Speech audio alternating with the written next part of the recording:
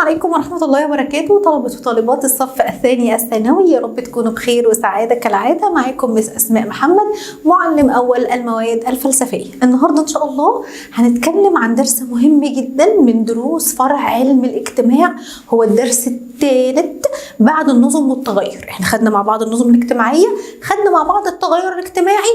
النهاردة إن شاء الله هنتكلم عن حاجة مهمة جدا جدا جدا، وهو درس اسمه التنشئة الاجتماعية. هنعرف مع بعض يعني ايه تنشئة اجتماعية، ازاي بتتم عملية التنشئة الاجتماعية، ايه المؤسسات المسؤولة عن عملية التنشئة الاجتماعية، أسرة ومدرسة ووسائل إعلام ودور عبادة وغيرها، وازاي أقدر أربي وأنشئ الأطفال والأجيال اللي عندي بصورة سوية. هناخد كمان بعض الأساليب بتاعة التربية اللي احنا بنربي بيها أولادنا، ونقدر نصنف الأساليب دي. في أساليب احنا بنعملها للأسف هي أساليب خاطئة تماما وبتأثر على نمو وتكوين شخصية الفرد، وهناخد حاجة تانية أساليب إيجابية، وهي دي اللي بتطلع لي إنسان سوي سليم معافى ما عندوش مشاكل ولا عنده عقد، إنسان يقدر يكون مواطن صالح في المجتمع. لأن الوسيلة الوحيدة للتربية، الوسيلة الوحيدة للتنشئة الاجتماعية،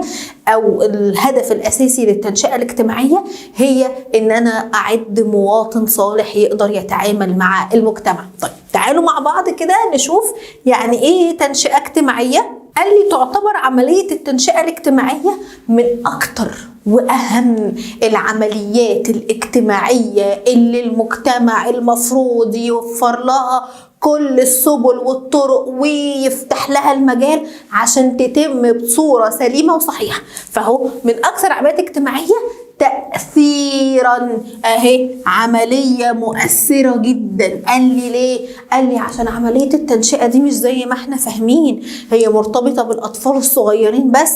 قال لي الإنسان طول ما هو عايش فبيكتسب معلومات وبيكتسب مهارات وبيكتسب خبرات وبيمر بمواقف وبيتعلم من المواقف دي، فده اسمه تنشئة. إذن هي عملية مؤثرة وقوية وفعالة في كل مراحل نمو الإنسان، من ساعة ما كان طفل رضيع لحد ما بيصل لمرحلة الشيخوخة. طول ما حضرتك عايش، طول ما حضرتك بتتربى. مش معنى بتتربى دي بحاجة وحشة، لا، يعني بكتسب معلومات وبتربى وبفهم وبتعلم، واللي ما كنت بقع فيه زمان ما اقعش فيه دلوقتي، اللي كنت بعمله غلط زمان اكيد مش هعمله دلوقتي. وكل ما انا عايش كل يوم بيمر عليا بيعدي عليا انا بكتسب فيه خبرات ومعلومات جديدة. مش بس لما اقول لابني كده لا كده ما ينفعش، لا، انا طول ما انا عايش وفي سني ده وفي اكبر مني لحد ما نصل للشيخوخة ونعدي 60 سنة احنا برضو بنتعلم. فالانسان اصلا عايش عشان يتعلم ويتربى كل يوم ويكتسب مهارات ومعارف. قال لي اهي فليها دور اساسي في تشكيل وتكوين شخصية الفرد. قال لي وفي التكوين اتجاهات الفرد وفي التكوين ميوله المختلفة. قال لي عشان كده اهتم علماء النفس والفلاسفة وعلماء الاجتماع والمفكرين بعملية التربية. ومن أشهر الناس اللي اتكلموا عن عملية التربية قال لي الغزالي لما قال خلي بالك أهم طريقة للتربية، أفضل وأحسن طريقة للتربية هي الاعتدال. استخدم الاعتدال في تربيتك لولادك. قال لي ليه؟ قال لي فابعدوا عن أصحاب السوء، ابعدوا عن أصحاب السوء. قال لي وما دللوش زيادة عن اللزوم، وما تساهلش معاه في كل المواقف وفي كل المعاملة.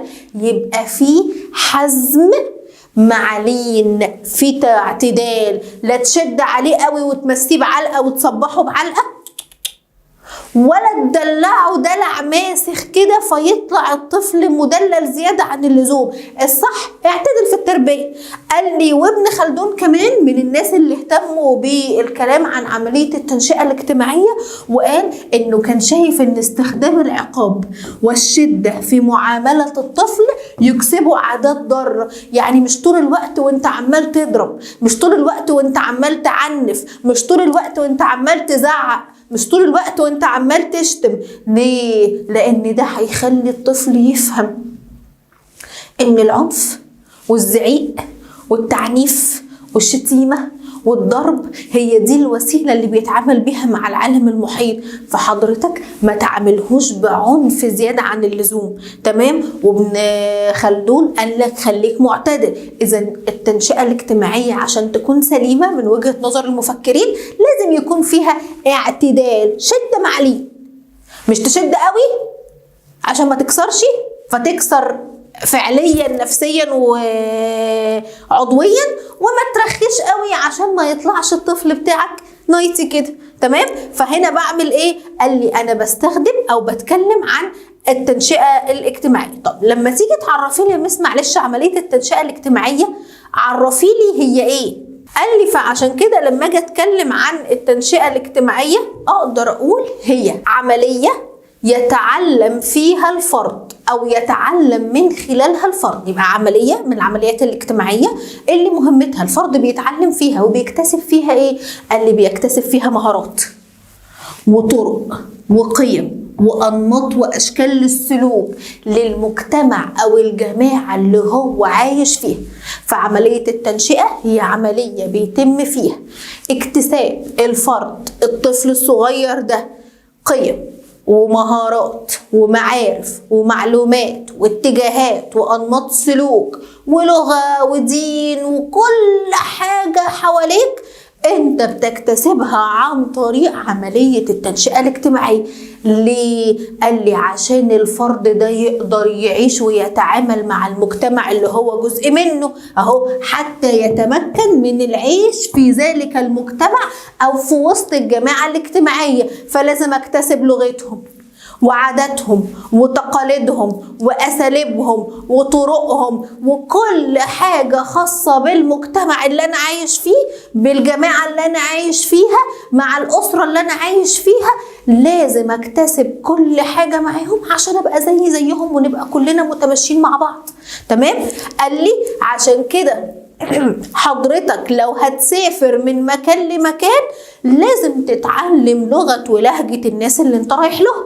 فأنا عايش هنا، سافرت ورحت أمريكا، فلازم أتعلم اللغة الإنجليزية. ليه؟ عشان أعرف أتعامل مع الناس، لأن اللغة هي الوسيلة اللي بتعامل بها مع الناس، واللغة مكتسبة فبتعلمها. فطالما اتعلمت يبقى تنشئة. فالتنشئة هي عملية تعلم. يبقى أي حاجة أنا بكتسبها بتعلمها بداية من اللغة، أساليب الاحتفال، طريقة اللبس، الزي بتاعنا، العادات والتقاليد، أساليب التحية، الاحتفال، أيا كان بقى، معارف ومعلومات وتاريخ ومعرفش مين، كل دي اسمها عملية تنشئة اجتماعية. طيب أنا لما اكتسب بقى كل الحاجات دي، الأنماط والمهارات والقيم والاتجاهات، فحتى أساليب التحية احنا بنسلم على بعض. تمام؟ في بعض الدول السلام بيكون عن طريق كده. قال لي في بعض الدول احنا بس بننحني. تمام؟ اعمل كده لبعض الفئات، فده اسمه سلام. ده بكتسبه منين؟ قال لي ده جزء من ثقافة المجتمع. فطالما جزء من ثقافة المجتمع يبقى انا بتعلمه. اساليب الاحتفال، زي مثلا الناس بتتفرج على الافلام الهندي وتلاقيهم بقى معرفش عيد الالوان وعيد معرفش ايه، اهو الاكل بالجوبستكس والسوشي ومش عارف مين، ما ده جزء من التنشئه الاجتماعيه بتاعه الثقافه. النودلز والحاجات دي ده ثقافه. كل ده بيتم عن طريق عمليات تنشئه اجتماعيه. في العيد بنعمل كحك وبسكوت، في رمضان بنشتري كلنا فوانيس وبنجيب زبيب وجوز هند ومكسرات. دي كلها اكتساب لمين؟ قيم ومهارات واتجاهات وسلوكيات وأنماط سلوك موجودة في المجتمع أو في الجماعة اللي أنا عايش فيها. طيب نيجي لأهداف التنشئة الاجتماعية. لما هعلم الناس الحاجات دي كلها، قال لي إيه الهدف من وراء التنشئة الاجتماعية؟ قال لي رقم 1، قال لي التكيف الاجتماعي والتآلف مع الآخرين. ما أنا لما هكتسب لغتهم وعاداتهم وتقاليدهم وهبقى زيهم، هيبقى في ألفة وتعامل ما بيننا، هنبقى كلنا ماشيين مع بعض، كلنا متماشيين مع بعض. فده أول هدف. قال لي رقم 2 الاستقلال الذاتي. ما انت لما بتعلمني اكل ازاي واشرب ازاي والبس ازاي وانضف بيتي ازاي، قال لي ما انا هبقى مستقل، لان بعد ما حضرتك كماما وبابا كنت بتعمل لي الحاجات دي وانا طفل صغير، انا دلوقتي بلبس بنفسي وباكل بنفسي وبخرج مع نفسي. ما انا اتعلمت الحاجات دي. حضرتك ما اتولدتش من بطن ماما بتمشي وبتتكلم وبتروح وبتتعامل مع الناس، انت اتعلمت فابتديت تطبق ده لوحدك. تمام. قال لي والاعتماد على النفس. يبقى اهو اول واحد التكيف مع الجماعه والتاقلم معاها. قال لي الاستقلال الذاتي رقم 2 والاعتماد على النفس. رقم 3 اكتساب المعارف والمعلومات المختلفة، بقى عربي وانجليزي وتاريخ ومعرفة اهو معلومات، والاتجاهات تحب ايه وما تحبش ايه، كل ده بتكتسبه، والقيم الروحية والخلقية، الصح والغلط والحلال والحرام واللي ينفع واللي ما ينفعش. قال لي والوجدانية والتعاطف والإحساس بالآخرين والإيثار. كل ده أنا مش بتولد عارفه، لا ده التنشئة الاجتماعية والتربية والتعلم المختلف سواء في الأسرة ولا في المدرسة هم اللي بيعرفوني ده وده وده وده. قال لي كمان اكتساب المعايير الاجتماعية، والحتة دي مهمة، اللي احنا بنحكم بيها على السلوك. فأنا علمتك الصح والغلط، علمتك الحلال والحرام، علمتك اللي ينفع واللي ما ينفعش، المقبول ومش المقبول، فتقدر لما تشوف سلوك قدامك تقولي ان ده صح او تقولي ان ده غلط، تقولي ان التصرف ده ينفع او ما ينفعش. انا اتعلمت في بيتنا ان احترام الكبير واجب، فلما اجي اعدي على واحد الاقيه بيعنف ولا بيزعق ولا بيشخط في راجل كبير، فدماغي على طول اصدرت ان التصرف والسلوك ده سلوك غلط. هو انا دماغي دي جابت المعلومه من نفسها؟ قال لي لا، ده هدف من اهداف التنشئه، هي حطت لي المعايير اللي انا بحكم بيها على السلوكيات. قال لي بعد كده تعلم الادوار الاجتماعيه. تمام. كل واحد فينا بيأدي دوره. انا دلوقتي كمعلمه، هو انا اتولدت معلمه وبعرف اشرح واتعامل معاه؟ قال لي لا، انا درست في الكليه واتعلمت من دكاترتي واشتغلت في مدارس واتعلمت من موجهيني ومن زمايلي الاكبر سنا ومن معلميني قبل كده وانا طالبه الطريقه اللي اتعامل بيها، فبالتالي بقيت اتعلم دوري. حضرتي او حضرتك في البيت، انت كابنه ماما بتاخدك معاها وتروح المشاوير وتروح تزور الاقارب، فانت اتعلمت وانت اتعلمتي منهم ان دي صله الرحم، ما اتولدتيش بتعملي كده، فماما وبابا بيعملوا بقيت اعمل زيهم، يبقى بمارس دوري. ماما بتطبخ فبساعدها في المطبخ، يبقى انا هنا بتعلم دوري عشان اعد نفسي في المستقبل ان انا هكون كمان زوجه وام، وهكذا. بابا بيروح المشاوير وبيروح يعزي وبيروح يبارك للناس وبيزور المرضى وبياخدك في ايده وهو ماشي عشان يعلمك. فيعلمك يعني تنشئة، يعلمك ان المفروض تعمل كذا وتزور عمتك وتزور خالتك وتزور خالك، لان ده صلة رحم. يبقى انا بكتسب اهو قيم، وفي نفس الوقت بتعلم الدور الاجتماعي اللي المفروض ان انا هأديه في الحياة بعد كده. يبقى كل دي اهداف تربية: تكيف وتأقلم، الاستقلال وثقة واعتماد على النفس، اكتساب معارف واتجاهات وقيم في الحياة، اكتساب معايير احكم بيها على السلوك، وتعلم الادوار الاجتماعية. وبكده يبقى احنا ركزنا على اهم اهداف التنشئة الاجتماعية.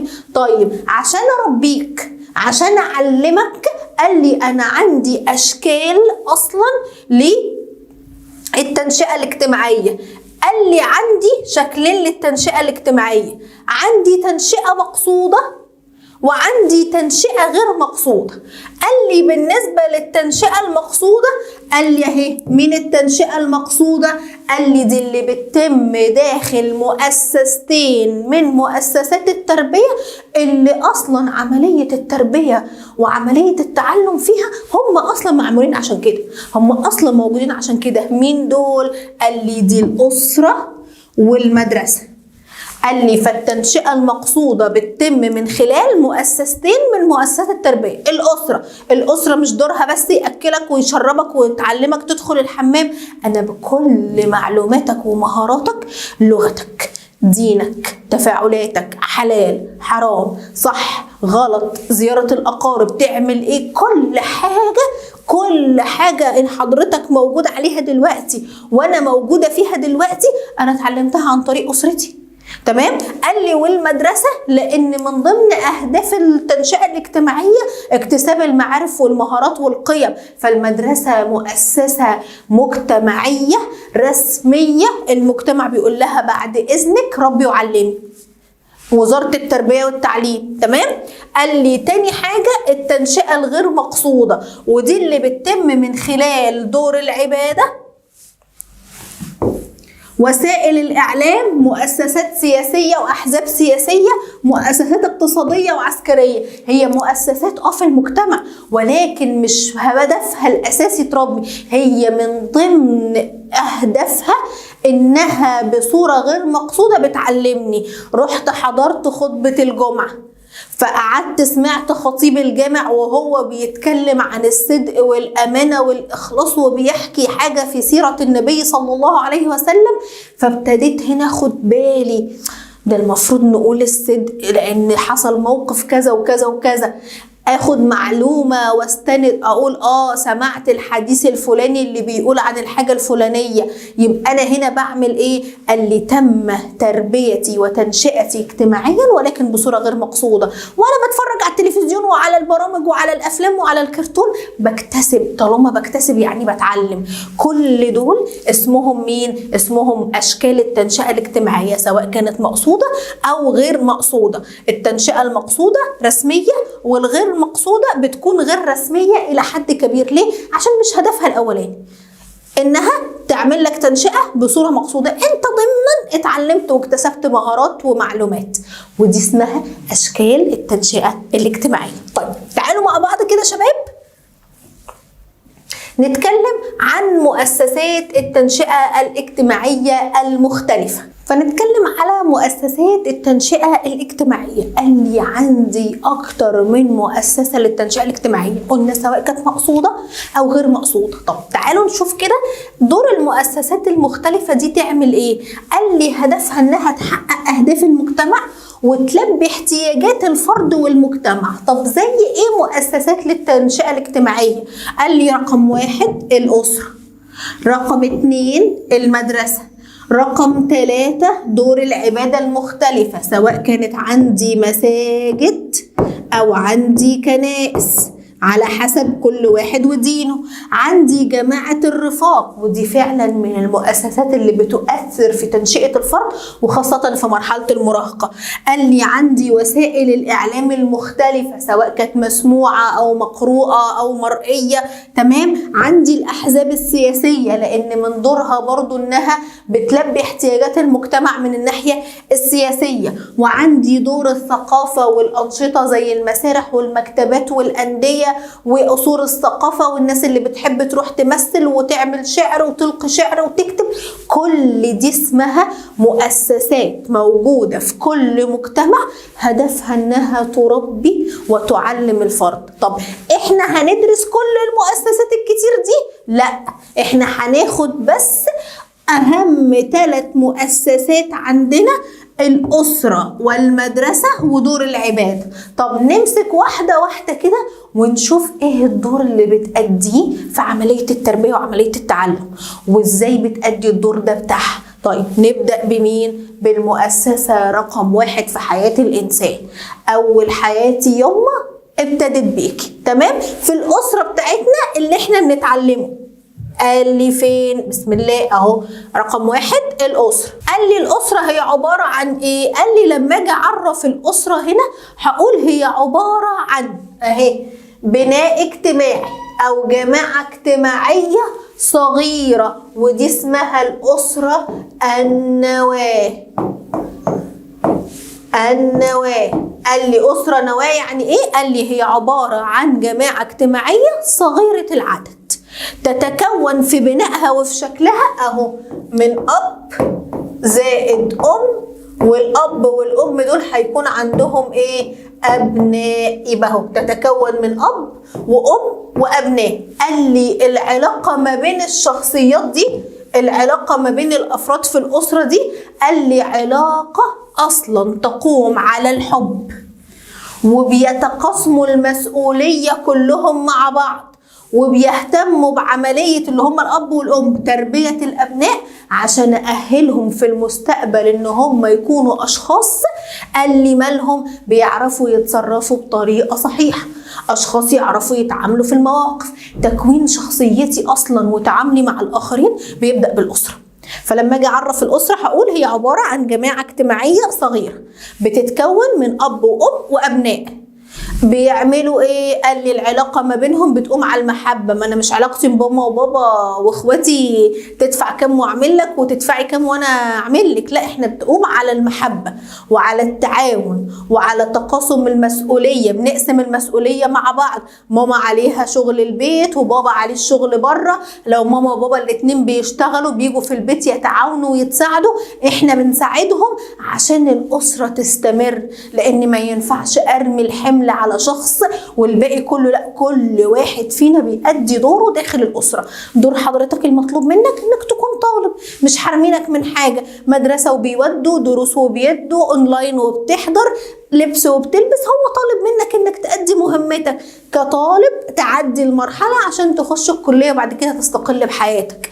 قال لي اهو فبيشتركوا في تربية الابناء عشان هم لما هيربونا احنا هيحصل ايه؟ هنصبح اشخاص بتتصرف بطريقة اجتماعية سليم. طيب الاسرة بقى بتعمل ايه؟ نيجي لأهمية الاسرة في عملية التنشئة الاجتماعية. يا ترى الاسرة بتعمل ايه وايه دورها واهميتها في عملية التنشئة الاجتماعية؟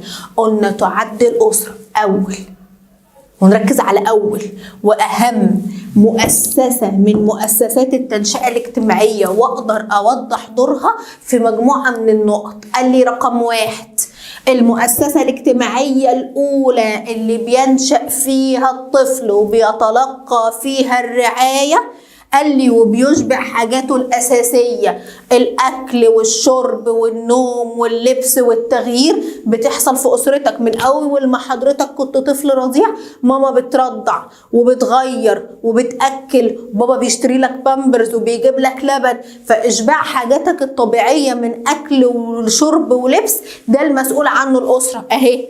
قال لي يتلقى الفرد في الأسرة مختلف المهارات والمعارف، بتتعلم تمشي وتتكلم وتكتسب لغة وتكتسب دين وعادات وتقاليد وآداب سلوك. ما تتكلمش وانت بتاكل، كل من قدامك، امسك القلم بايديك او المعلقه بايديك اليمين وانت بتاكل، ما توقعش حاجه، ما تاكلش حاجه من الارض. كل دي مهارات سلوكية وآداب سلوك. ماما قامت تصلي وبابا قام يصلي فانت قمت تصلي معاهم، كل دي اسمها مهارات دينية. صح غلط، ما تمسكش حاجة سخنة، لا كده لا كده كخ، ما تعملش الحاجات دي. كل دي بكتسبه فين؟ قال لي بكتسبه داخل الأسرة. قال لي رقم 3، قال لي هي الرقيب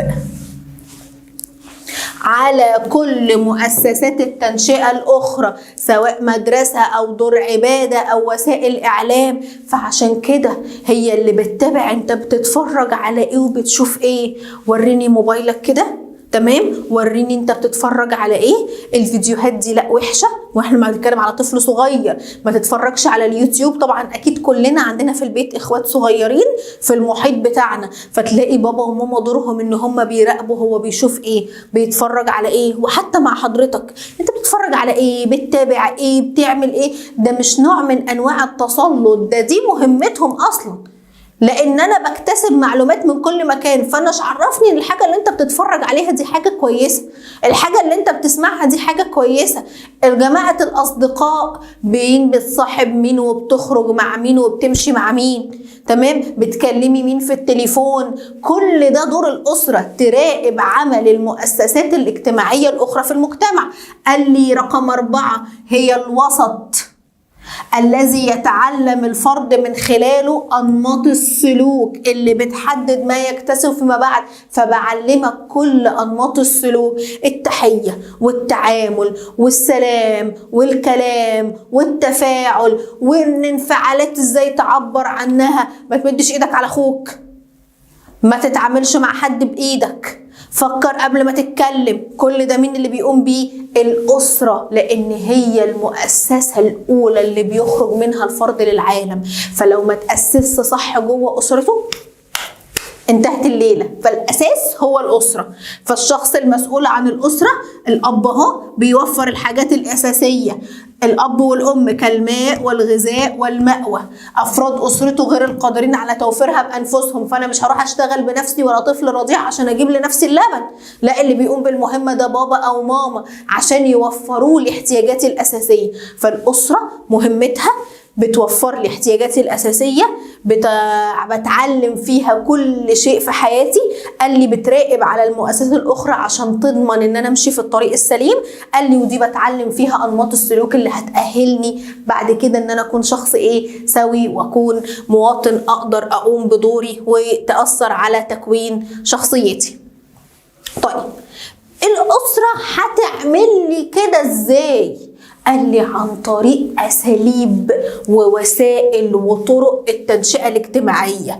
فعندي أساليب حلوة إيجابية للتنشئة بتطلع أشخاص كويسين، وعندي في المقابل في بعض الأسر للأسف الشنيع، للأسف الفظيع، بتربي بأساليب تنشئة خاطئة. فهناخد إزاي نربي ولادنا صح، وازاي ممكن اسلوب التربية الخاطئ ده يؤثر على الفرد. فعندي 3 اساليب ايجابية وعندي 3 اساليب سلبية. طب ناخد كل واحد ايجابي وناخد السلبي المقابل ليه. بصوا كده في المقارنة، ركزوا معايا. قال لي اول اسلوب من الاساليب الإيجابية، اسلوب موجب اهو، اسمه اسلوب ايه يا شباب؟ اسمه اسلوب القبول. يعني ايه اسلوب القبول ده؟ معلش، قال لي الاسلوب ده بيعتمد على ان الاب والام بابا وماما الاتنين مالهم؟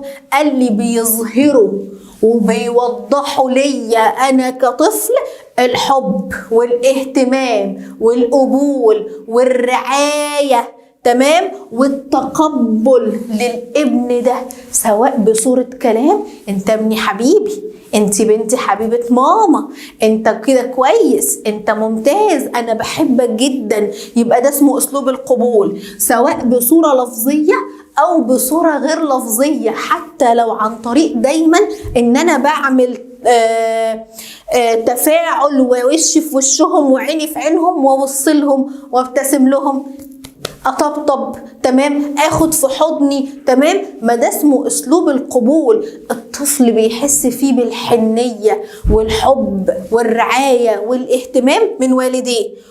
وقال لي ده بيعمل ايه لما انا ابقى شخص محبوب وماما على طول بتطبطب وبابا بيهتم بيا وبيبين لي قد ايه هو بيحبني ومتقبلني بيا وبشكلي وبعيوبي وكل اللي فيا. قال لي هيسيب اثر طيب في شخصية الطفل، وبيؤدي الى ان الطفل ده يقدر ذاته، يبقى عنده ثقة في نفسه. قال لي شخص متفائل، شخص مقبل على الحياة. اللي في البيت بيحبوني وبيقولوا لي انت حلو بكل ما فيك، بكل اختلافك عن الآخرين، متقبليني بشكلي بعيوبي بكل ما فيا، وبيرعوني وبيهتموا بيا. ففي المقابل هكتسب ثقة في نفسي، تمام. طب في المقابل بقى الوحش، قال لي اسلوب الرفض. وده بيتمثل فين؟ قال لي ان الابناء بيدركوا عدوان وظلم الآباء عليهم. دايما ماما وبابا ما بيقابلونيش غير بالضرب وبالتهزيء وبالشتيمة. هو انت فاكر نفسك فلح؟ هو انت فاكر نفسك شاطر؟ شوف مش عارف مين، شوف ابن خالك معرفش مين. ده اسلوب وطريقة في التربية سيئة جدا، اسلوب غير سوي، تمام. قال لي والتقليل من شأنه واهانته والسخرية منه. يا سيدي عملت اللي ما بيتعملش. هو انت فاكر انك جبت الديب من ديله؟ ما ده العيل الصغير يعمل احسن من اللي انت بتعمله. ايه ده؟ كل دي اسمها اسلوب رفض، طريقة غير سليمة، خطأ جدا في عملية التربية. طب ليه؟ قال لي عشان كل ده هيرد فيا انا كطفل وهيطلعني عندي تقدير سلبي لنفسي، شخص ما بيقدرش نفسه، دايما محتقر ذاته، شايف نفسه وحش، دايما كل عيوب، شخص ما عندوش ثقة بالنفس نهائي، فيش بربع جنيه ثقة في النفس. قال لي شخص بينظر للحياة كلها ولكل الناس بصورة عدوانية. ما انت طبيعي لما هتعنفني وهتفضل تحبط فيا وتكئبني وتقول لي انت مش بتفهم، انت غبي، انت معرفش مين، انت وانت وانت وانت، طبيعي ان انا هبقى مشحون من جوه سلبية، هبقى شخص عدواني، يا همسك الحاجة اكسرها، يا هطلع بره اتعارك مع الناس، يا بعد كده هبقى بذرة لشخص منحرف. شفتوا الفكرة؟ خلي بالنا قوي قوي من اساليب التربية. طب واحد هيقول لي ميس انا في تانية ثانوي، تقول لي ميس انا في تانية ثانوي، عشان حضرتك ان شاء الله وحضرتك لما تكونوا اب وام في المستقبل لازم تعرفوا تربوا ولادكم صح، عشان ما نطلعش اطفال للاسف مشوهين، ما نطلعش شخصيات عدوانيه، ما نطلعش مدمنين ومنحرفين وقتله وسارقين ولصوص. احنا اللي بنعملهم، احنا اللي بنطلع الوحش واحنا اللي بنطلع الحلو. اذا عندي اسلوب القبول وفي المقابل ليه اسلوب الرفض. طيب نروح لتاني اساليب، الحلو برضو هنا والوحش هنا. نروح عند اسلوب الحزم والديمقراطية، وفي المقابل الاسلوب التاني التدليل والحماية الزايدة. قال لي الاسلوب الاول اسلوب الحزم والديمقراطية، شد ورخي، مش كله شد فيبقى رفض وحش وما يبقاش تدليل. قال لي طيب اسلوب الحزم والديمقراطيه ده بيعتمد على ايه؟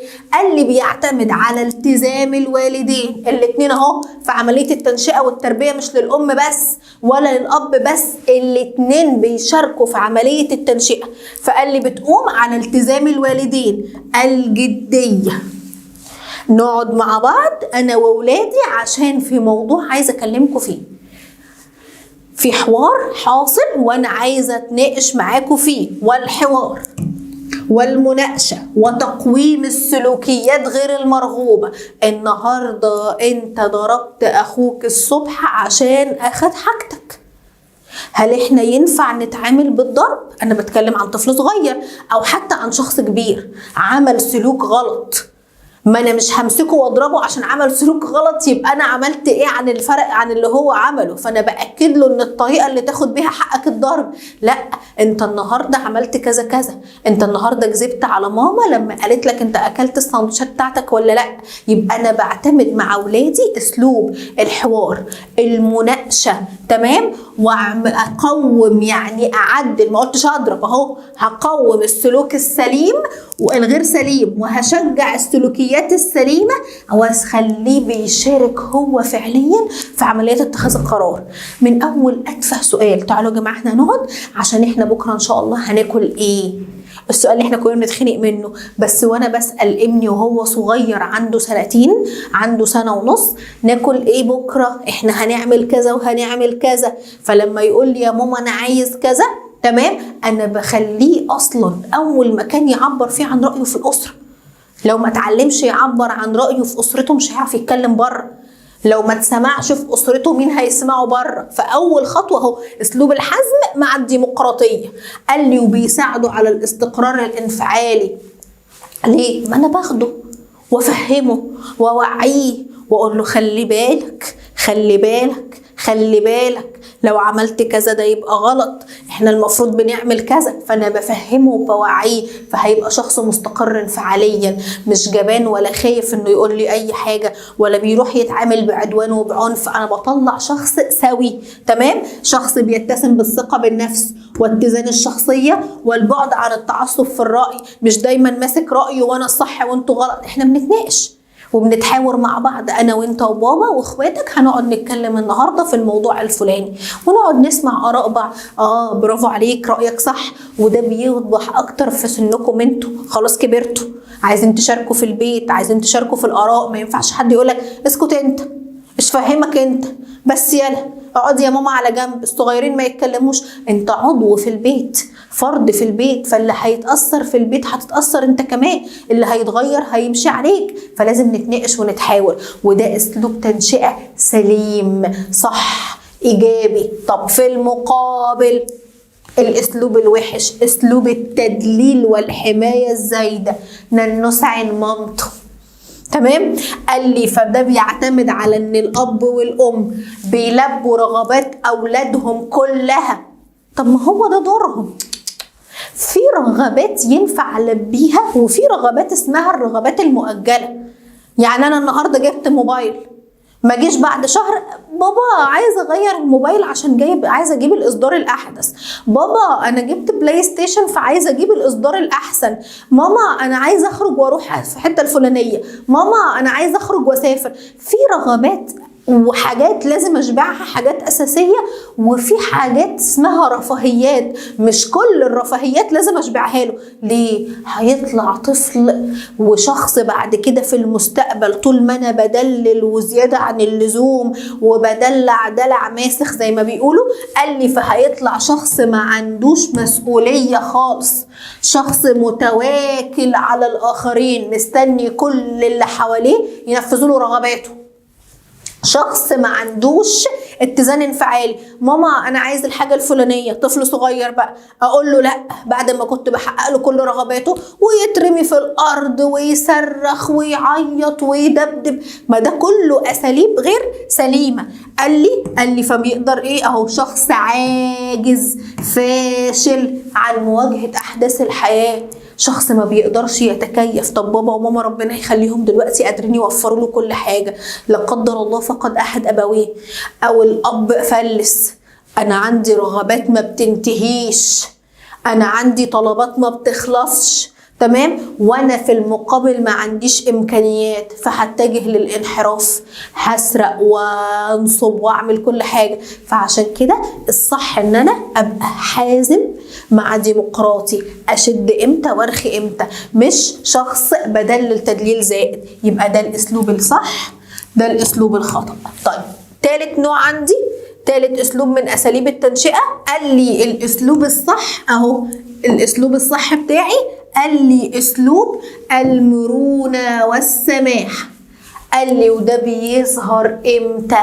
قال لي لما الاب والام اهم الاثنين، عشان احنا قلنا الاثنين بيشاركوا في التربيه مش الام بس، الاب والام. قال لي بيعملوا ايه؟ قال لي بيتعاملوا بمرونه وتسامح مع الاولاد، وبيناقشوهم وبيحطوا لهم قواعد مرنه لضبط السلوك. قال لي فده بيخلي الولاد يعملوا ايه؟ قال لي يشعر بالاطمئنان. والله انت عندك دلوقتي طريقتين، عندك سبيلين، حضرتك تروح هنا او تروح هنا. اجي اتكلم مع اولادي فانا عندي تسامح وبناقشهم في الاراء. حد هيقول لي ده قريب شويه من اسلوب الحزم والديمقراطيه، هنا انا بفند لك الاراء وبحط لك في شويه مرونه. والله احنا المفروض انا متفقه مع اولادي هيرجعوا البيت اخرهم الساعه 8، طب رجعوا الساعه 9، تمام، طب رجعتوا 9 ليه؟ والله يا ماما ما كانش فيه مواصلات واضطرينا نركب، وهم مش خايفين مني لان هم عارفين ان انا عندي تسامح، مش همسكه من هو داخل من الباب هقوم ضربه، تمام، هزعق من غير ما افهم، ده انت مالكش نزول تاني، ده انت معرفش مين، انت ممنوعه معرفش مين. انا بقعد افهم واتناقش ويبقى في شويه مرونه. فجيت 8 من 8 ونص الدنيا مش معضله، هيخلي ابني نفسه عارف ان انا عندي ثقه فيه، فمش هيميل انه يكذب، تمام. معلش ما هو انا في مرونه مش تسيب، يعني مش هقول له تعالى لي الساعه 8 ترجع لي الساعه 12 بالليل، ولا يجي لي 12 بالليل يقول لي المواصلات، ما يعني حاجه مش بالعقل. ولكن ميعادك الساعه 8، جيت 8 ونص 9 الا ربع، والله المواصلات والزحمه وحاولت اركب ومش هركب وما لقيتش مواصلات وما اعرفش مين. فهنا في اسمه تسامح، فهيخليه يشعر بالاطمئنان، مش هيبقى جاي خايف وعمال يالف في 100 كذبه عشان يقولها لي، لا هو هيقول لي الحقيقه لاني عارف ان انا شخص مرن ومتسامح. قال لي هيشعر بالثقه بالنفس، هقول له طب والله اتصرفت كويس، طب يا ماما انا خدت تاكسي، طب انا ما اعرفش مين هنا، انا اديته فلوس عشان يشتري الحاجه، طب انا ما لقيتش الحاجه في الحته الفلانيه، رحت الحته الفلانيه بس جبتها اغلى شويه، فانا مدياله الثقه، فهو مش هيخون الثقه دي. تمام؟ قال لي هيكون عنده مبادره بالراي وهيكون عنده اعتدال في السلوك. طب في المقابل بقى الاسلوب الغلط، قال لي التسلط والتشدد الجامد. قال لي وده بيكون فين؟ قال لي اهو، قال لي لما اعتمد او بيعتمد هذا الاسلوب على ان الاب والام بيرسموا لاولادهم الطريق اللي هم يمشوا فيه، تدرس ايه، تاكل ايه، تشرب ايه، تلبس ايه، تصاحب مين، تخرج مع مين، تشتغل ايه، توصل انك تتجوز مين، وولادك تسميهم ايه. تمام؟ فانا اللي متحكم في حياتك لدرجة ان ابني ده ما عندوش شخصية، عديم الشخصية، ابن ماما، ابن بابا. ما احنا كلنا ولاد ماما وبابا. انا مش بتكلم على الفعل، انا بتكلم على السلوك. فما بيعرفش ياخد خطوة في حياته غير لما يقول لماما. حتى ماما ممكن ادخل الحمام، ماما انا هعمل معرفة، لا، في حاجات لازم اكون خلاص مستقل فيها. فقال لي هنا اهو، فده بيؤدي اهو في عدم السماح للاولاد بالمناقشة، ودايما رافض ان يكون لي رأي، ودايما بأمره بالطاعة المفرطة، ما تتكلمش انت، انا اقول وامشي وانفذ وانت تنفذ ورايا وتقول امين. ده بيؤدي الى تمرد الابناء وانحرافهم وميولهم للتخريب والعدوان. يا اما هيبقى شخص ضعيف الشخصية، يا اما هيبقى شخص ضعيف الشخصيه ما بيعرفش يتخذ قرار. انا قلت لكم حتى في اتفه الامور، ماما انا داخل الحمام، ماما انا هاكل، ماما انا هشرب، ماما ما اعرفش ايه، ماما مراتي عايزه كذا، ماما جوزي قال كذا. فانتوا متخيلين اسلوب التسلط من اسوأ اساليب التربيه. يبقى انا خدت 3 ايجابيين وخدت 3 سلبيين. اتمنى ان احنا ننفذ الايجابيين ونبعد خالص عن السلبيين. تمام؟ يبقى ده احنا بنتكلم عن اساليب التنشئه الاجتماعيه المختلفه. تاني مؤسسه من مؤسسات التربيه او التنشئه الاجتماعيه هي المدرسه. قال لي المدرسه، قال لي تعتبر تاني واهم مؤسسه من مؤسسات التنشئه الاجتماعيه. ليه؟ قال لي عشان دي المؤسسه الرسميه. يعني ايه رسميه؟ يعني المجتمع بكل ما فيه اداها تفويض ورقه رسمي، انت مهمتك مش بس تعلمي، لا ده انت ليكي مهمتين، تعلمي وتنقلي معارف ومعلومات، وتعلمي قيم وتربي على مبادئ وسلوكيات. يبقى هي تعتبر المؤسسه أو المدرسة هي المؤسسة التعليمية الرسمية الأولى المهمة في المجتمع بعد الأسرة، يعني رقم 2 بعد الأسرة. تمام؟ قال لي اللي بتقوم بعملية تربية ونقل ثقافة، يعني تربية وتعليم. عشان كده الوزارة عندنا اسمها وزارة التربية والتعليم، التربية قبل التعليم. قال لي وبتعلم المعايير والأدوار الاجتماعية اللي الأفراد بيأدوها. فاللي عنده أخ في ابتدائي بالذات في نظام التعليم الجديد، تابع كده في مادة بياخدها اسمها مهارات. مادة المهارات دي بيدرس له كل يوم أو كل فترة كده دور ومهمة ووظيفة معينة. النهاردة هنعرف حاجة عن الخباز، عن المعلم، عن الضابط، عن الطبيب، عن المهندس، عن المحامي، عن النجار. فبكتسب الأدوار وبفهم، بعلمه قيم وأقول له إيه اللي ينفع وإيه اللي ما ينفعش. يتعلم التعاون بعد ما كان طفل في البيت بيعمل اللي هو عايزه، ياكل وقت ما يعوز ويشرب وقت ما يعوز وينام وقت ما يعوز. أنا عندي مؤسسة بتعلمه تنظيم الوقت. عندك حصص دلوقتي أساسية، وعندك حصة ألعاب، وعندك حصة موسيقى، وعندك فسحة وقت تاكل فيه. لما تعوز تنزل تروح الحمام لازم تستأذن عشان تتحرك. فبكسبه قيم ومهارات وبكسبه معلومات. فلما اجي اعرف المدرسة هقول هي مجتمع مصغر يتدرب فيه النشء على قواعد النظام وممارسة الأنشطة. يبقى بتعلم قواعد النظام. أول ما نخش صباح الخير، السلام عليكم، كله يقف وكله يلقي السلام. تمام؟ قال لي بتعلم فيه ممارسة الأنشطة. قال لي بمارس أنشطة رياضية وفنية وموسيقية مختلفة جوه المدرسة، وبكون علاقات وبنمي مهارات. بنشئ علاقات مع أقران وزمايل في المدرسة من بيئات مختلفة ومن أسر مختلفة، بعمل علاقة مع المدرسين، فبنشئ علاقات اجتماعية مع أصحاب مختلفين جايين من أسر مختلفة، فبكون علاقات اجتماعية مع جماعة الرفاق. قال لي كمان بعمل علاقات اجتماعية مع المدرسين، بعد ما كنتش معرف في البيت غير ماما وبابا واخواتي وقرايبي بس، بقيت أعرف ناس تانية. قال لي وبنمي مهاراتي بقى، اللي بيلعب كرة قدم واللي بيحب الرسم والرياضة. قال لي بكون وبوجه ميول. قال لي زي ما حضرتك بتختار علمي ولا بتختار أدبي، فدي ميول حضرتك.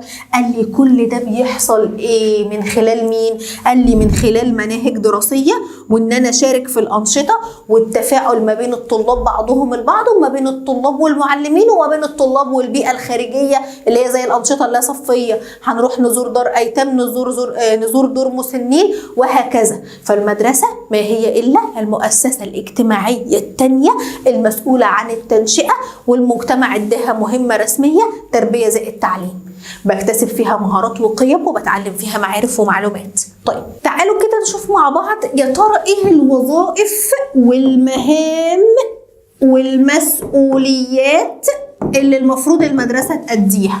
قال لي رقم 1، قال لي أول مهمة تدرب الإنسان على الانضباط واحترام قواعد النظام من أول يوم حضرتك بتخش فيه الحضانة، الكيجي، المدرسة، أيا كان حضرتك دخلت فين، أنا بعلمك قواعد السلوك. فبقول لحضرتك ليك مكان معين تقعد فيه، مش من حق حضرتك تقعد مكان حد تاني، ليك شنطتك، ليك أدواتك اللي بتستخدمهم، ما تاخدش أدوات غيرك من غير ما تستأذن منه.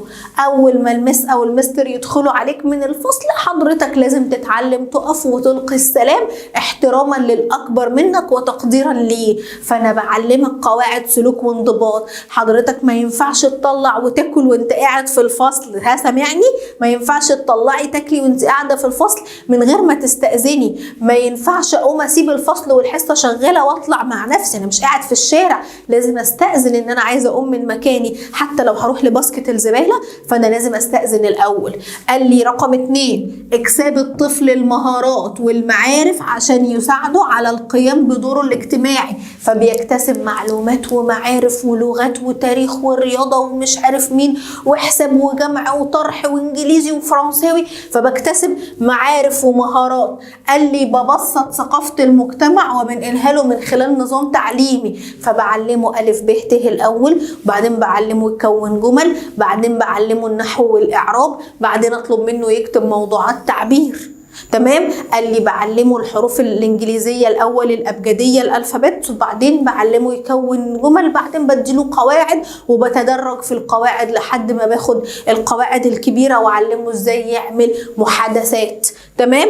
قال لي بعدل الاتجاهات السلبية للطلاب وبكسبهم قيم واتجاهات صحيحة. فلو عندي طفل عنده سلوك، عندي أخصائي نفسي وعندي أخصائي اجتماعي في المدرسة، الاتنين مهمهم إن هم يعدلوا السلوكيات والأخطاء النفسية. لو واحد عنده مشاكل نفسية أو عنده مشاكل اجتماعية بيعدلوا السلوكيات. طفل بيكذب، تمام، فلازم أعمل له جلسات تعديل سلوك وخطة تعديل سلوك. طفل متأخر دراسيا، طفل عدواني، كل ده بيبقى موجود عند الأخصائي النفسي والأخصائي الاجتماعي، لأن دي مهمة ووظيفة من وظائف المدرسة. يبقى بدرب على انضباط، بكسب مهارات ومعارف ومعلومات، ببسط الثقافة وبنقلها له، وبعدل له الاتجاهات السلبية في سلوكه. طيب نيجي بعد كده لدور المدرسة في عملية التنشئة الاجتماعية. قال لي بتساعد المدرسة الأسرة الاتنين جنب بعضهم في عملية التنشئة الاجتماعية من خلال مجموعة من الأدوار اللي بتأديها المدرسة. قال لي رقم 1 أقدر أقول إن المهمة الأولى اللي بتقدمها المدرسة تنمية الإطار الثقافي المشترك. أنا عندي أسماء خارجة من أسرة ومن بيئة معينة، وعندي أحمد وعندي علي وعندي حسين وعندي سعاد وعندي وفاء وعندي نجوى وعندي تمام. قال لي أنا عايزة أنقلهم، أحط لهم أو أنمي إطار ثقافي مشترك كلهم اهم يبقوا موجودين فيه. قال لي فده بيتم عن طريق مين؟ رقم 1 اهو، نقل قيم المجتمع وافكاره من جيل لجيل، فالمدرسه هي اللي بتنقل القيم والافكار والمعارف والمعلومات. بنقي التراث واجدده، فادي لحضرتك معلومات جديده واختار افضل المعلومات، فباجي بعمل كده بيبقى عندي درس مثلا لشخصيات مؤثره، فطلع لك امثله لشخصيات في الدين، شخصيات في المجتمع، شخصيات سياسيه، شخصيات رياضيه، شخصيات فنيه، عشان اقول لحضرتك ان ازاي الشخصيات دي اثرت في المجتمع في كل واحد على حسب مجاله. قال لي رقم 2 تقديم الرعاية النفسية والاجتماعية للطلاب، من خلال اهو هساعدهم في حل المشكلات، هنتقل بالطفل من الاعتماد على غيره الى الاستقلال والتوافق النفسي. يبقى بقدم في المدرسة رعاية نفسية، قلت عن طريق الاخصائي النفسي والاخصائي الاجتماعي عشان نخلي الطفل يكتسب ثقة في نفسه. قال لي اساعده في حل مشكلاته سواء كانت المشكلات دي اجتماعية او مشكلات نفسية. قال لي رقم 3 قال لي مراعاة قدرات الطلاب. عندي حاجة اسمه مبدأ مهم في التربية اسمه الفروق الفردية، فاللي ينفع معايا ما ينفعش معاك، الاسلوب اللي يجي معايا ما يجيش معاك، حتى مستوانا الدراسي ده راجع للفروق الفردية. مش لازم كل الطلبة يكونوا متفوقين في الانجليزي ولا متفوقين في الرياضة، اختلافات في ميول. انا شاطر جدا في العربي بس ما بحبش الرياضة، انا شاطر جدا في الانجليزي بس ما بحبش العلوم، انا مش قوي في الحاجة الفلانية بس قوي. ما ده فروق فردية، مش لازم كل الطلبة يبقوا ممتازين يعني. تمام. قال لي فالمدرسة بتراعي وبتتفهم قدرات الطلاب. قال لي من خلال صقل مهاراتهم، ازود واحسن من المهارات بتاعتهم ونمي شخصيتهم في اطار اجتماعي. انا بطور شخصيتك وبنمي الشخصية بتاعتك في اطار المجتمع، بعرفك ايه اللي ينفع وايه اللي ما ينفعش، ازاي تحسن من نفسك، فبنمي شخصية الفرد في اطار اجتماعي، فبطور شخصيتك وبكسبك مهارات وبعرفك ايه اللي ينفع وايه اللي ما ينفعش، والمفروض تتعامل بالطريقة دي، والمفروض تتكلم كده، والمفروض وانت واقف مع اللي اكبر منك ما تحطليش ايدك في جيوبك وانت واقف، ما تقفليش وانت معوج وانت بتتكلم. انا بثقل شخصيتك وبعدل سلوكياتك. قال لي كمان بعلم الطالب ازاي يقدر يضبط سلوكه ويحقق اهدافه بطريقة تتلائم مع المعايير. المدرس دلوقتي بيكلمني وبيناقشني في حاجة، او بيكلمني مثلا وبيعنفني في حاجة، او بيعاتبني على شيء، ما انا ما ينفعش اقف قدام المدرس بتاعي اقول له انت عايز ايه وازق واتكلم واعمل. انا بعلمه ازاي يضبط سلوكه ويعرف يتعامل. المدرس قال لي فين كتابك؟ مش اول تصرف ليا ان انا اكون بعيط، لا، انا بعلمك ازاي تعمل ضبط للسلوك والانفعالات بتاعتك. قال لي هكسب الطالب العادات الصحيحه السليمه، الصح انك تعمل كده، الصح انك تعمل كده، كده غلط ما ينفعش تعمله، كل ده بكتسبه عن طريق المدرسه. قال لي بكسب الطالب اساليب التفكير العلمي، وده خدناه مع بعض السنه اللي فاتت في الفلسفة، قلنا اسلوب التفكير العلمي وازاي افكر واجمع معلوماتي وادرس واحلل الموضوع قبل ما اتخذ القرار.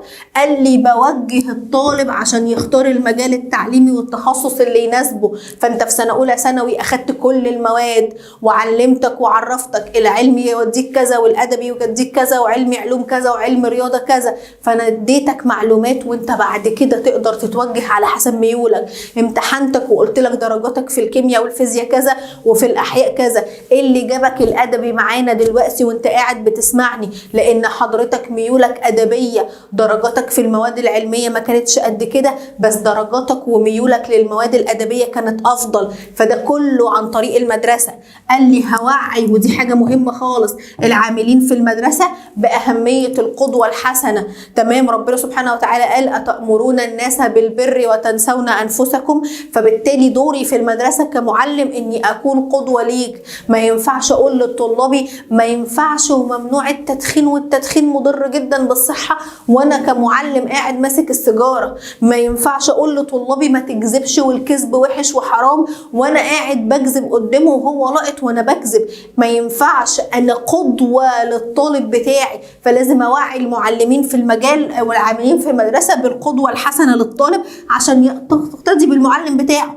قال لي رقم 5 أو 6 أو 7 مش مهم الرقم، منح امتيازات لتشجيع السلوك الاجتماعي الجيد. هنعمل الطالب المثالي، هدي شهادة تقدير لأفضل طالب خلقيا زي ما بدي أفضل طالب علميا، هدي الأفضل طالب بيساعد الآخرين، شهادة تقدير للعمل التطوعي. كل دي امتيازات، تمام، درجات زيادة للطلبة اللي بيشاركوا في المدرسة في أعمال النظافة وغيره. دي كلها امتيازات عشان مش بس أنا هدفي من المدرسة إن أنا أعلمك معلومات، أنا عايزك تكتسب قيم ومهارات في الحياة.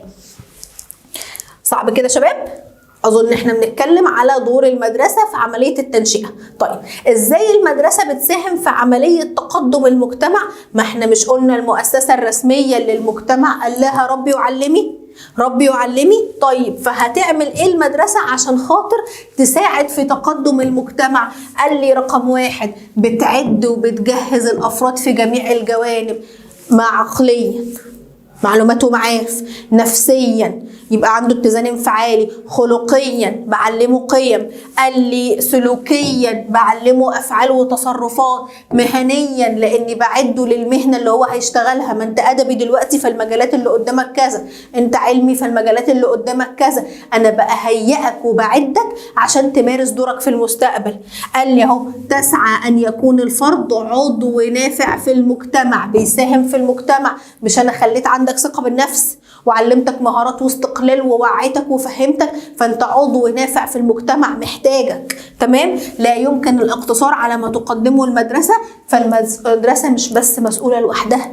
ما انا قلت انا عندي اكتر من مؤسسه، ما ينفعش اقول هي المدرسه. معلش انت بتقعد معايا في المدرسه 6-7 ساعات في اليوم، في المقابل انت في 24 ساعه شيل منهم 7، شوف الباقي ده كله انت قاعده في البيت لوحدك، تمام. قال لي قدام في الاسره ووسائل الاعلام وجماعه الرفاق، فالمدرسه ليها مسؤوليه، ولكن المسؤوليه على عاتق المجتمع كله بكل مؤسساته، بدايه من الاسره والمدرسه والاعلام ودور العباده والرفاق والأحزاب السياسية. كل دول بيشاركوا مع بعض بمسؤولية جماعية عشان يربوا النشء والأجيال ويتربى كلنا في المجتمع.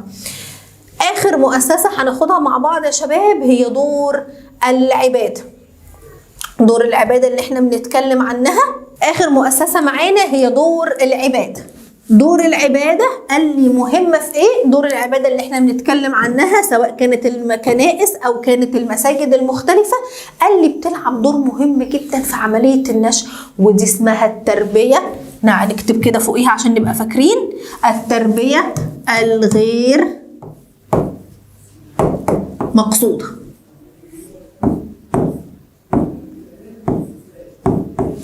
تمام. قال لي اول حاجه بتعملها ايه؟ قال لي بتلعب دور العباده دور مهم جدا في عمليه التنشئه من خلال مجموعه من الادوار او المهام او المسؤوليات اللي بتأديها. رقم 1 قال لي تعمل على تعليم الفرد والجماعه التعاليم والمعايير والقيم الدينيه اللي المفروض اتعلمها. ربنا سبحانه وتعالى نزل الاديان السماويه، اسلام، مسيحيه، يهوديه، لهدف انها تعلم الانسان سلوكيات. احنا دايما كمسلمين بنقول الدين المعامله، انا بعلمك. الرسول عليه الصلاه والسلام بيقول انما بعثت لاتمم مكارم الاخلاق، فانا بعلمك قيم ومبادئ اخلاقيه. الشاعر كان دايما بيقول انما الامم الاخلاق ما بقيت، إذ هم ذهبت أخلاقهم ذهبوا. تمام. فهنا أنا بعلمك إزاي تقدر تعيش وتتعلم المعايير الدينية الصحيحة، الحلال والحرام. قال لي بنمي الأطفال الصغير وبوحد السلوك الاجتماعي. كلنا بنطلع مع بعض غني وفقير قدام الإمام يوم الجمعة عشان نصلي مع بعض في صف واحد، ما أقدرش أفرق ما بين الغني والفقير، كلنا زي بعض. قال لي التقريب ما بين الطبقات، فإحنا هنا بنعمل حاجة اسمها في الدين ربنا علمنا التكافل الاجتماعي، الغني يعطي الفقير من باب الزكاة، خذ من أموالهم صدقة تطهرهم بها. فأنا هنا بعمل إيه؟ أنا باخد من فلوسك أموال عشان تدي الفقير الزكاة الصدقات، فبنعمل تقريب جماعي. الرسول عليه الصلاة والسلام قال لا فرق لعربي على أعجمي إلا بالتقوى والعمل الصالح. يبقى أنا هنا بتعلم الدين، قال لي بترجم التعاليم الدينية إلى سلوك عملي. مش أنا قلت لك الدين المعاملة؟ فأنا هنا هي أنت ليه بتلقي التحية على الناس؟ أنت ليه ماشي وأنت مبتسم لما بتقابل الناس؟ لأن الدين بتاعي بيقول لي الابتسامة في وجه أخيك صدقة، فأنا ماشي بنفذ تعاليم الدين بتاعتي. آخر حاجة عندي وظائف دور العبادة في عملية التنشئة الاجتماعية. قال لي دور العبادة بتقوم ب6 وظائف في عملية التربية وعملية تنشئة الأجيال. قال لي رقم 1 أهي، قال لي بتعلم الفرد والتعليم الدينية السليمة. قال لي الدعوة إلى سلوك عملي زي ما احنا قلنا اهو. قال لي بتمد الطفل بإطار سلوكي ومعياري يرضى عنه المجتمع، ايه ينفع وايه ما ينفعش. قال لي بكسبه المهارات والقيم والاتجاهات والمعارف الدينية، ازاي يصلي وازاي يصوم وازاي يتعامل وقد ايه يطلع زكاة، كل ده بكسبه له عن طريق دور العبادة.